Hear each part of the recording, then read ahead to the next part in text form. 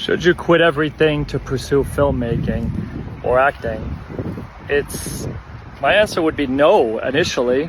You shouldn't quit everything. I think there's nothing that makes it harder to be creative and to pursue a creative dream that can take years and years than to be financially in survival mode all the time and having this that you need the art and your art to make money to survive.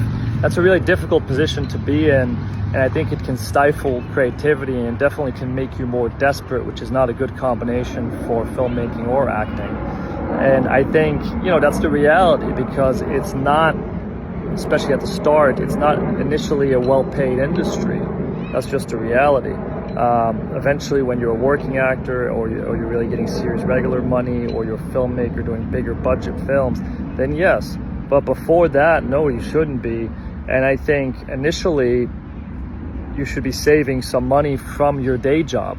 So if you have a day job and you're putting aside some money, save as much as you can, even if it's a small percentage, if it's 10% of your paycheck, whatever it is, and put that aside every month. And then when you're deciding what to spend it on, don't spend it on, paying for these networking events in LA or New York or whatever it is, where sometimes you don't get much out of that, depending on what it is. Or, paying it on things that aren't that useful, like some of these film competitions or script competitions. There are legit ones, but there's also a lot of scam ones. Same for film festivals. There's obviously a lot of film festivals that are good, but there's also a lot that are scams and that are just money grabs.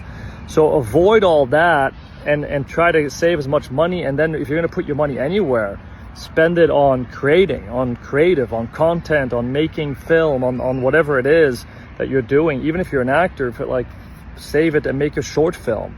If you're a filmmaker, same thing. Save that money to make a short film. Maybe you put money aside for a year and you save for a micro budget feature film, whatever you can do.